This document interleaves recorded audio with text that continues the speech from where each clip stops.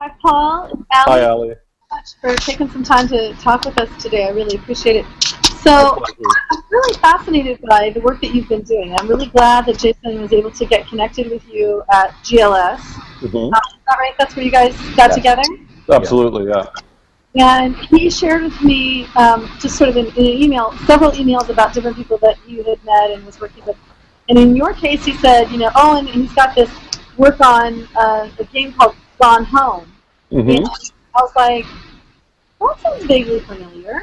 And so I went back and I was like, yeah, where have I seen that before? And then I realized, oh yeah, I've gone and played that game before, in fact, and looked at it in some depth because I had seen it, being promoted in other places. And I was like, this looks really interesting. And so at some point, either we had earlier contact or something, but somehow or other I got connected to what was going on there. So I'm really interested in what it is that you're doing and what it is especially that you're finding around gender relationships with technology and with these games that you're developing. I think that that's really Hmm. awesome. So I'll let you sort of introduce and Sure. background on where you're coming from. So I'm a lifelong gamer. I've personally been interested in games my whole life, all types of games, board games, video games. And when I did my master's in educational technology, my focus was on games and specifically video games and their potential uses in the classroom. I'm an English and media studies teacher. I teach grade 12 English to all the grade 12s at my school. It's an all boys school. And I teach media studies to the grade 11s. And I would venture to say that English is one of the more difficult subjects in which to incorporate video games in a meaningful way for any number of reasons. There's always the negotiation of violent content. And unfortunately, games that have great stories, that have narratives that are worthy of study, often have unnecessary violent content. And I don't have a problem with violent content, but I do have a problem when it actually disrupts the narrative or is not meaningfully sort of reflective of the narrative. And that's been a problem for me to incorporate games into my practice. Uh, Really, it's actually my choice in the sense that I come from a community and my school is open enough that I think if I made a good argument for using a game that included some graphic violence, they would probably let me go through with it. But I feel that I want to maintain a certain quality of the types of text that I use in my class. And I feel in the gaming world, and people who are not invested in education, people who are invested in the gaming world, criticize games like, for example, Bioshock, one of the best video games ever made, that has a fabulous and rich storyline with great character development. But because of the need that commercial games have to sell to a first-person shooter audience, the game added a lot of unnecessary violence to the game, which in fact is not reflective of the narrative. And they call this in the gaming world ludonarrative dissonance, where the narrative and the mechanics of the game are not in cohesion with each other. So all of this to say that I've been looking for the right game, and I refuse to use a video game simply because I love video games and I'm dying to use video games. I've been looking for the right game to incorporate in my practice. The other inhibiting factors are that many video games can take up to literally hundreds of hours to complete. The average tends to be about 15 or 20 hours. And that makes it a little bit unwieldy in certain classroom situations. So when Gone Home came on my radar almost exactly a year ago, it literally sort of checked every box. I mean, it was a game that could be finished in 3 hours. There was no gratuitous violence. There was a strong emotional content, a great gender theme, which I felt was really important to explore from a boy's perspective, and I think that it was a rich text that would yield, in many cases, as much as a literary text would, just in a slightly sort of different way. And interestingly enough, historically, the game was designed by 4 people who came from the Bioshock titles and who felt that they wanted to focus on the story or narrative element, devoid of the violent content. And not because they shy away from violent content, but as artists, as people who wanted to create a game whose mechanics were meaningful to the narrative or in collusion with the narrative. They ventured forth and created Gone Home, which is basically extracting the best narrative qualities from the games that they designed while working for the BioShock titles, but not compromising the artistic integrity of the game. Well, that's a great question, and ironically, I'm currently writing an article for Edutopia about a school in Norway that uses a bunch of violent games to teach things like ethics and narrative. So I've been doing a lot of thinking about exactly this topic.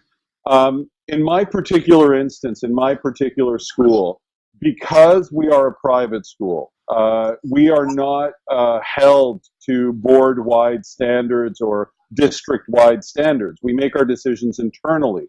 It's a much more sort of direct environment where they trust me, they know me, and they make decisions on an individual basis based on a strong argument. When you're dealing in a public school situation, there are more contingencies, more stakeholders, and I think that there's a sentiment that they have to default to a circumstance where they appeal to everybody. And rather than risking, sort of an outcry from any number of groups that may be involved, I think they just would defer to not have to deal with violence at all. And I think it's a huge mistake. And I'll tell you why I think it's a huge mistake. Because these kids are going home and playing violent games every day. These kids are not given a guided or structured way to look at those games or absorb those games. The schools are leaving it to parents. And parents aren't always available or knowledgeable in a way to constructively frame their children's use of not just violent games, but they're consuming violent media. And as a result of that, I think that schools actually have a responsibility to address violence in games and to use the violence that appears in games and other media as a launch pad to have constructive and guided discussions. I mean, it's the same as sexual education. I mean, there are people that worry that by having sexual education in schools, you're encouraging kids to have sort of sex at an age where it's probably not ideal or appropriate. But we've come to learn that no, we have to guide them, and we have to take this in as part of our curriculum, and hopefully, with enough research. And with enough models, like the school that I'm in discussions with in Norway, like some private schools that are able to do this sort of thing, there's going to be a greater understanding that empathy can actually be built by using games that have violent content in the curriculum. Very interesting. Thank you. So, but going home really fit the bill, and so you've been using it with the boys in your school this year? That's right. This is the first year I've used it. I also have a colleague who works in a school in Connecticut, the Fairfield Country Day School, who I'm designing a game with right now. We met at a conference a few years ago, and he also used the Gone Home unit pretty much exactly as I devised it with his grade 9 students, also all boys, and had an incredibly successful. And I have to say, the experience with my guys was phenomenal. And it's really great because these guys are, 17 and 18-year-old boys, very media savvy, somewhat cynical at times. And it's always a little bit of a risk to bring a game like this, because this isn't a game that has, the things that typically are considered to engage boys, which is a lot of shooting, a lot of killing, and that type of thing. It's actually a very emotional game. It's a very sensitive game. And they really, really enjoyed the experience. They reflected on it in a very sophisticated way. They wrote these brilliant reviews that they posted on public sites. They did all these sort of group presentations that focus on a variety of issues within the game and topics within the game. And overall, I'd have to say that it was one of the most successful units that were carried out all year. And the thing that was also interesting is that it yielded as rich a response mechanism as any novel, play, or short story would have. The way that I addressed it was a little bit different, but I definitely drew it apply to a literary study or a traditional literary study. Fascinating. And so, your sense of why it worked in this particular case, I'm sort of interested in unpacking that a little bit. What do you think it was about that experience, since it isn't kind of a prototypically the way game, that we might look at something like Assassin's Creed, or we might look at civilization, and these are games that boys love to play, and we have all kinds of violent themes within them, and yet when you talk to boys about what they're actually getting out of it, there's a lot of really interesting things coming out of that. Right. This kind of case, because it doesn't fall into those kinds of genres. It's a different genre of a game. So why do you think it works so well? Okay, that's a great question, and I have a bunch of theories that I'd be happy to share with you. Well, first and foremost, we can't undermine the beauty and the novelty of the idea of playing a video game at school, Yeah. right? Just simply the fact that you're playing a video game at school of any sort is an exciting prospect and will immediately get you sort of some points in terms of engagement, regardless of what the game is. It means that they're Now, I want to interrupt you just a second, because that's not true of educational. pardon me? That doesn't seem to be true of educational games. You know, Well, that's the thing. I should also specify that because it's a commercial game, a game that and what's called an indie game, which has credibility, particularly with the people that are in the know, in the class of gaming culture, that certainly buys it sort of a lot of credibility. Now, one thing I should say about our system is that the only mandatory subject in grade 12 in their senior year is English, is my course. So there's a lot of boys that are taking English that don't necessarily want to be there. So for them, it's also a break from reading or for doing sort of carrying out traditional English activities that they may not want to be carrying out. So it's not just the fact that they're playing a game, it's a break from doing things which they may be a little bit more reluctant to do normally. But you're absolutely right. The fact that it isn't an instrumentalized sort of game and a game that's made for the purposes of education definitely holds more credibility with them. They definitely smell something inauthentic about an educational game, and they're much more willing to buy into a commercial game. And there's more artistry in a commercial game. And these are very savvy media consumers. So on a more tangible level, not just simply, they get to play a video game and they liked it. One very, very important element about teaching boys, and probably also with girls as well, but I know this as a guy who's taught boys for 12 years, is agency. A video game allows them to make choices and to see the consequences of their choices. They feel, even though they're still sitting at their seats while they're doing this, the game gives them the illusion of mobility. They're actually moving around. They're making a left turn or a right turn. They're taking this note. They're taking that note. And as a result of that, I think that there's a liberation in that. There's a feeling of freedom. And oddly and almost paradoxically, there's a freedom. There's a sense of embodiment, right? Even though it's not embodiment. You're in a video game, and there's the kind of simulation of embodiment, which is very important for boys. They're very kinetic. They like to move around. They're very tactile, and as a result of that, the game gives them that opportunity to sort of exercise those needs. I think on another level, it's a choice-based dynamic. It's a choice-based media. They're making choices within the game, which is an extension of the notions of agency. But not only that, in the responses that I gave them, the ways that they responded to the game, they also had a great deal of choice. They choose the topics that they were going to track. And the way that I set up the response mechanism is that it didn't inhibit the way that they encountered the game. It didn't say you had to go here and find this. It basically allowed them the freedom to explore the house as they would. They just had to be mindful of finding certain elements that fed into the topic that they'd chosen to pursue while they were in game. So I think that part of the success was that freedom, the freedom that they had not just in how they consumed the text, but the degree of freedom that they had in how they responded to the text as well. I also feel that, and I think every school is different, every demographic is different. Even within boys, there are subcategories of boys. And I feel that I do have a fairly sensitive and communicative bunch of boys. Our school culture is one that promotes communication. It's one that promotes sensitivity. It is a very open and liberal culture. We've had boys come out in public, at some of our assemblies. We have openly gay teachers at the school. We communicate very openly about personal matters when possible. And this game lends itself to that type of culture and that type of environment. It's a game about a girl who's essentially coming out in 1995 in a religious household. And I think that's what's important is not only do they identify with the difficulties that come with any adolescent romance, but they also see the added layer of having to come out in what may not be a widely accepted form with your family and with your community. And I think that's a great sort of starting point for debate and discussion.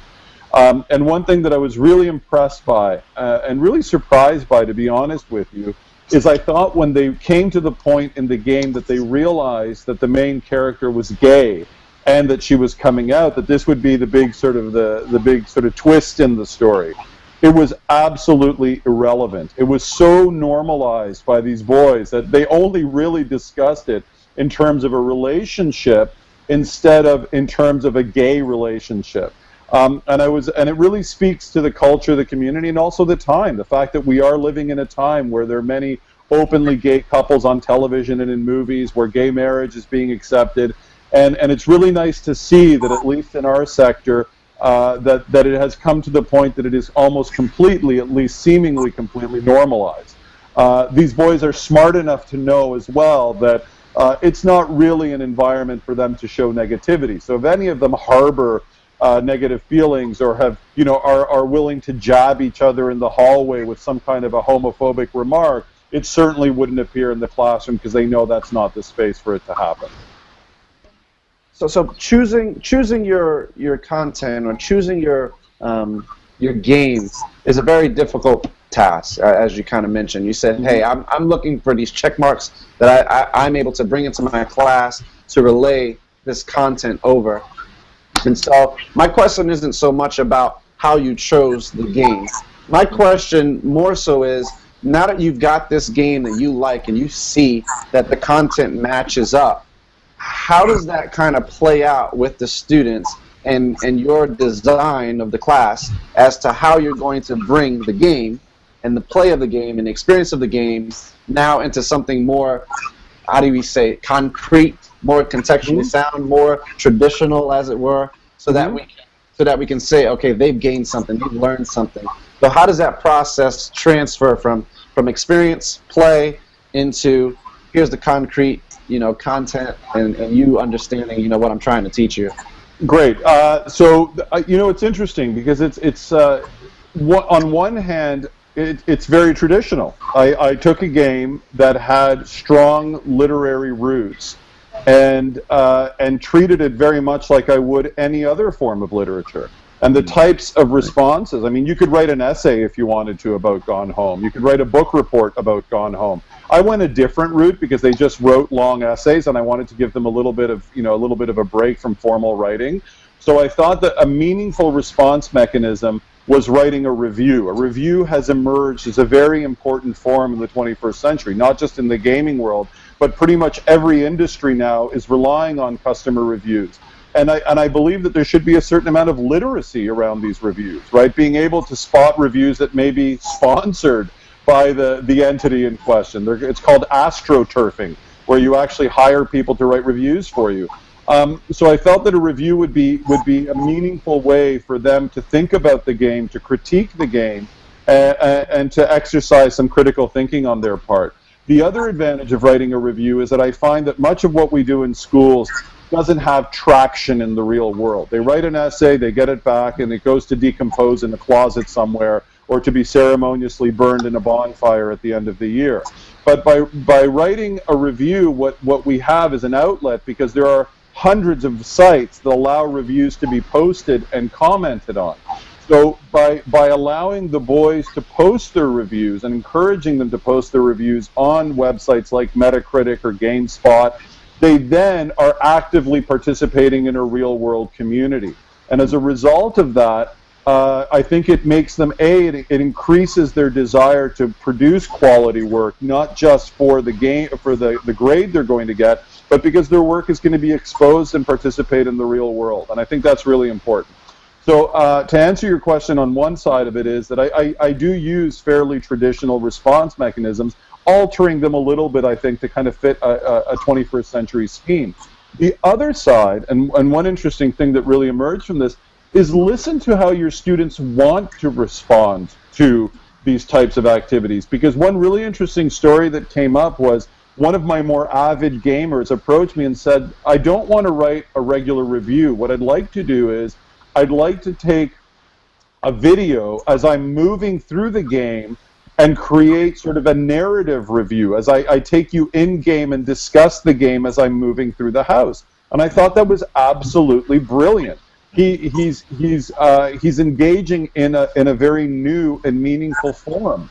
He's exercising a bunch of different literacies. I mean, he's got to think about what he's going to say. He's got to construct it around a three-dimensional space. He's taking us through the game. And in a sense, he's synthesizing the form of the review with the form of the walkthrough. The walkthrough is when a video takes you through a game and teaches you how to play. And I found that by now what I'm going to do is when I do this again next year, I will offer that as an option for anybody who'd like to use that. And so I'm learning from my students as well. They're teaching me what are meaningful ways to respond to content that in some ways they may be more familiar with than me or any other teacher. Have you noticed or experienced, obviously, any tangential learning that's occurring as a result and transferable knowledge that's recurring as a result of the experience that you've offered in the classroom? I think that the way that the unit was constructed, there was a huge gamut, I think, of learning that was going on. It's always, I mean, it's my informal assessment of it. I did have researchers in the classroom for this because I have a relationship with a university here, and they did do sort of an ethnographic study, which they've documented about the experience. And I don't really have access to much of it, so I'm speaking entirely from my perspective. But, you know, if you look at the literacies that are involved in this process, first of all, they had to learn how to play the game. And we make the mistake of assuming that all boys are gamers, all boys will instantly understand how to play games. That's simply not true. There are boys that play games very infrequently, and there's always a learning curve for using a game. Now, luckily, this game has a very easy interface, but there were boys that were nervous because they felt this was sort of uncharted territory for them. So I think there's an that's made when you go through the process of learning a new form, of learning how to negotiate a three-dimensional space, how that space works, and what that's asking of you. So I think that would definitely be sort of tangential learning. Then moving from there, they have to think critically about how they engage in the space. They're taking notes, they're taking screenshots, they're making decisions about what information is relevant or important as to what their topic was that they're choosing from.